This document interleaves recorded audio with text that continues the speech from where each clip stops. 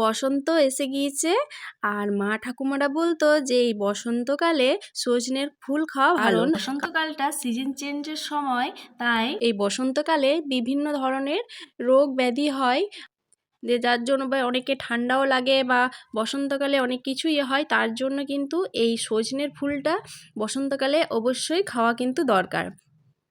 তাই আজ আমি চলে এসেছি সজনের ফুলের একটা দারুণ রেসিপি নিয়ে। সজনের ফুল একটু কষা হয়, কিন্তু আমি যে রেসিপিটা আজকে আপনাদের সঙ্গে শেয়ার করব, সত্যি বলছি কোনো কষা হবে না, আর সজনের ফুলের সেদ্ধ করে জলটা ফেলারও কোনো প্রয়োজন নেই। তাই ভিডিওটি স্কিপ করে দেখবেন না, পুরো ভিডিওটি দেখার অনুরোধ রইল। আর আমার চ্যানেলে নতুন কোনো বন্ধু হয়ে থাকলে অবশ্যই চ্যানেলটিকে সাবস্ক্রাইব করে পাশে থাকা বেল আইকনটি প্রেস করুন, যাতে আমার দেওয়া রেসিপির নোটিফিকেশন সর্বপ্রথম আপনার কাছেই পৌঁছায়। নমস্কার, আমি প্রিয়াঙ্কা সোম ক্রিয়েশনে আপনাদের সকলকে স্বাগত জানাই। সজনে ফুলের বিভিন্ন ধরনের রেসিপি হয়, তার মধ্যে এই রেসিপিটির স্বাদ কিন্তু সম্পূর্ণ আলাদা। তো এই রেসিপিটির জন্য আমি নিয়েছি বেগুন, টমেটো, সিম, আলু, পেঁয়াজ। যে কোনো সবজি দিয়ে এটা করা যাবে এমনটা না এইগুলো দিয়েই করতে হবে। তো আমার কাছে যে সবজিগুলো ছিল সেই সবজিগুলোই আমি নিয়ে নিয়েছি। তারপর সবজিগুলোকে এরকম ছোট ছোট টুকরো করে কেটে নিলাম। আর সজনে ফুল তো আছেই, এখানে নিয়ে নিয়েছি সজনের ফুল। আর এরপর এগুলোকে ভালো করে ধুয়ে নেব। সজনে ফুলের রেসিপি বানাবো আর সজনে ফুল থাকবে না তাই কখনো হয়? তো এই দেখুন একদম টাটকা তাজা সজনে ফুল। এবার আমি এগুলোকে সাইডে রেখে গ্যাসের ফ্লেমটা অন করে বসিয়ে দিলাম একটা কড়াই ভালো করে গরম করে নিয়ে এর মধ্যে দিয়ে দিচ্ছি কিছুটা পরিমাণ সর্ষের তেল। আর যারা সর্ষের তেল খান না তারা কিন্তু ভাববেন না যে এটা মাত্র সর্ষের তেলেই হবে, সাদা তেলেও হবে, সব তেল দিয়েই এটা করা যাবে। তেল কিন্তু ভালো করে গরম হয়ে গিয়েছে, এখন আমি কেটে রাখা পেঁয়াজগুলো তেলের মধ্যে দিয়ে দিলাম। আর পেঁয়াজগুলো দেওয়ার পরেই কিন্তু যে আলুগুলোকে আমি কেটে রেখেছি, আলু আর পেঁয়াজ একসঙ্গে আমি দিয়ে দিলাম। এবার আলু আর পেঁয়াজ একটু ভালো করে নাড়াচাড়া করে ভেজে নেব। আর আলু যেহেতু নতুন আলু, সেদ্ধ হতে বেশি একটু টাইম লাগে না, তারপর আবার ছোটো ছোটো করে কাটা আছে, তাই একটু বেশ 50% মতন এটা ভেজে নিতে হবে। এটা আলু আর পেঁয়াজ আমার 50% ভাজা হয়ে গেছে, আপনারা দেখেই বুঝতে পারছেন। এখন আমি কেটে রাখা সিমগুলোকে এর মধ্যে আমি দিয়ে দিচ্ছি। ভালো করে একটু নাড়াচাড়া করে নিতে হবে, তারপর কিন্তু কেটে রাখা বেগুনগুলোকে দিয়ে দিতে হবে। একটা একটা করে দিতে হবে সবজিগুলোকে, একসঙ্গে সবজিগুলো দিয়ে ভাজলে পরে সমস্ত সবজি কিন্তু ভালো করে ভাজা যায় না, তাই আমি এগুলোকে একটা একটা করে দিয়ে ভেজে নিচ্ছি। এবার সমস্ত কিছু কিন্তু একটু ভালো করেই ভেজে নিতে হবে।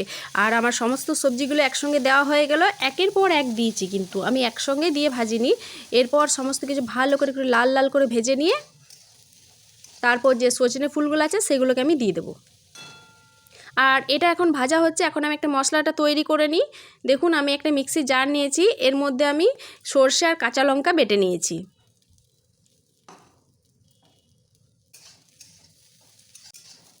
যদি সর্ষের তেতো ভাবটা না চান তাহলে কিন্তু সর্ষে রান্না করার 10 মিনিট আগে কিন্তু বেটে রাখবেন।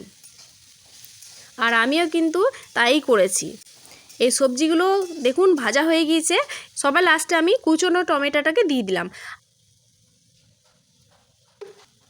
আর টমেটো যাতে ভালোভাবে গলে যায় সেই জন্য লবণ দিয়ে দিলাম। লবণ কিন্তু আমি আগে ব্যবহার করিনি, লবণটা আমি টমেটোটা দেওয়ার সবার লাস্টেই দিলাম। এবার সমস্ত কিছু ভালো করে নাড়াচাড়া করে নেওয়ার পর যে সজনের ফুলগুলোকে আমি বেছে রেখেছিলাম সেগুলোকে ভালো করে ধুয়ে এর মধ্যে আমি দিয়ে দিলাম। আর সজনের ফুল তো অনেকটাই নরম, তাই না? এই রান্না করতে করতে গলে যায়, তাই সজনের ফুলটা সবার লাস্টে দিয়েই ভেজে নিতে হবে। আর এই সবজিটা দেখতেও কিন্তু দারুণ লাগছে, কালারফুল লাগছে। আর ঝাল যে যেমন খাবেন সেই রকম হিসেবে দিয়ে দেবেন। আমি এখানে গোটা গোটা কাঁচা লঙ্কা দিলাম। আর যেহেতু সর্ষের পেস্টটাতে লঙ্কাটা আছে দেওয়া, তাই একটু ঝালটা বুঝেই দিতে হবে।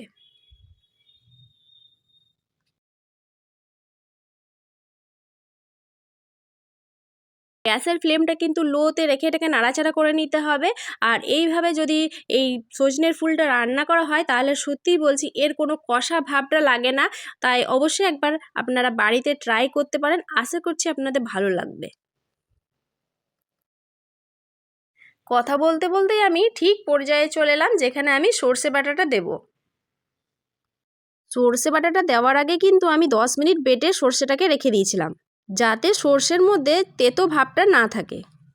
আর সঙ্গে সঙ্গে বেটে দিলে অনেকটা তেতো হয়ে যায়। আপনারা অবশ্যই এই টিপসটা ফলো করতে পারেন।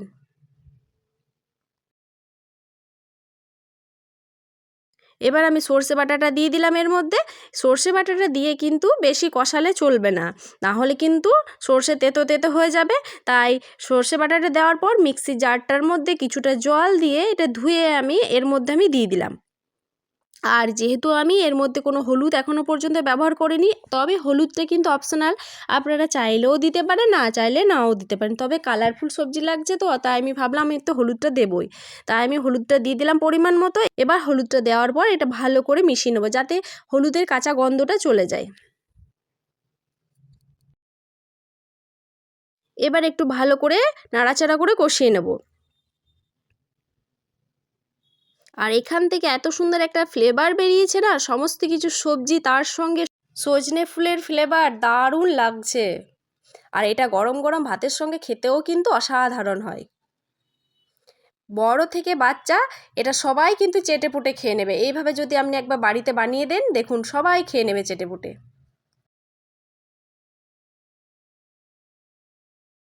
কষানো হয়ে গিয়েছে, এবার একটু জল আমি অ্যাড করলাম এর মধ্যে। আর যদি কেউ বেশি একটু ঝাল খান তাহলে লঙ্কা কিন্তু চিড়ে দেবেন। আমি এখানে গোটা গোটা দিয়েছি, যখন যেমন ঝালের প্রয়োজন তখন সেভাবে ঝালটা কম বেশি করে নেওয়া যাবে। অলরেডি সবজিগুলো কষাতে কষাতে সেদ্ধ হয়ে গিয়েছে। আর এবার এর মধ্যে আমি একটু জল দেব। জলের পরিমাণটা কিন্তু একটু কমই দেব, কারণ আমার সবজিগুলো সেদ্ধ হয়ে গিয়েছে। আর এখানে একটু জিভে ফেলে দেখে নিলাম লবণটা ঠিক আছে কি না। লবণ একদম পারফেক্ট।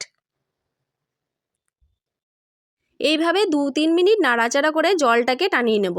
আর যদি কেউ একটুকু রসালো রাখতে চান তাহলে এই অবস্থায় গ্যাসের ফ্লেমটা অফ করে দিতে পারেন। আমি কিন্তু এখানে জলটাকে একদম পুরোটা টানিয়ে নেব।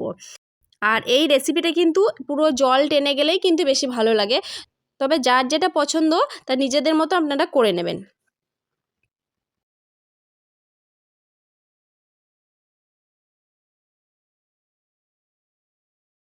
রেসিপিটা আমার কমপ্লিট। এবার কিন্তু আমি গ্যাসের ফ্লেমটাকে অফ করে দেবো। আর যে এক্সট্রা জলটা থাকবে সেটা কিন্তু ঠান্ডা হয়ে গেলে টেনে যাবে।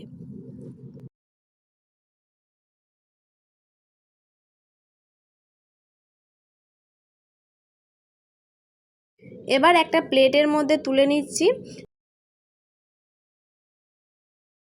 ব্যাস, প্লেটে তুলে নিলেই গরম গরম ভাতের সঙ্গে পরিবেশন করার জন্য রেডি সজনে ফুলের চচ্চড়ি রেসিপি। আজকের রেসিপি আপনাদের কেমন লাগলো অবশ্যই কমেন্টের মাধ্যমে জানাবেন। আর ভালো লাগলে একটা লাইক দিয়ে প্রিয়জনদের সঙ্গে বেশি বেশি করে শেয়ার করবেন।